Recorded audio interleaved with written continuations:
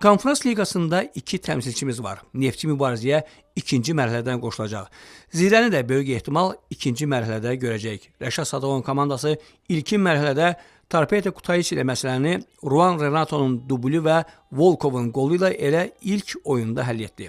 Halbuki, digər klublarımızın rəqibləri ilə müqayisədə Gürcüstan klubu daha narahat rəqib kimi görünürdü.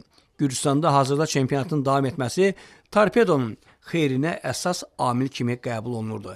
Zirə isə Avropaya bileti qəfildən, sürpriz şəkildə UEFA-nın Turan Tovuza qarşı sanksiyası səbəbindən qazandığından bir növ hazırlıqsız yaxalanmışdı. Komandadan mövsüm bitincə 9 oyuncu yola salınıb.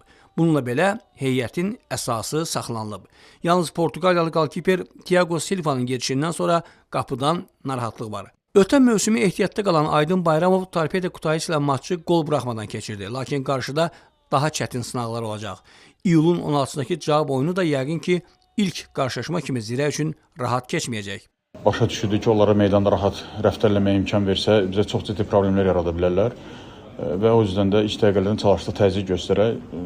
Müəyyən səviyyədə uğurlu alındı, müəyyən səviyyədə də uğurlu alınmırdı və hazırlığa gəldikdə onlar bizdən daha hazırlıqlıdır. Ola bilər oyunun müəyyən hissəsini biz daha yaxşı keçirtmişik, amma məhz son 65-70-ci dəqiqədən sonra kimin daha hazırlıqlı olduğu görsənirdi meydanda. Mən onun meydan kənarından da hiss edirdim. Biz bilirik ki, orada fərqli bir oyun olacaq. Rəqib ilk dəqiqələrdən itirəcək bir şey yoxdur və son dəqiqələrdə onu göstərdi. Böyük qüvvəni irəli gedəcək və bu məqamlarda bizim özümüzün də fəal oynayıb, bizim də çalışıb fərqlənməyimizə ehtiyac olacaq.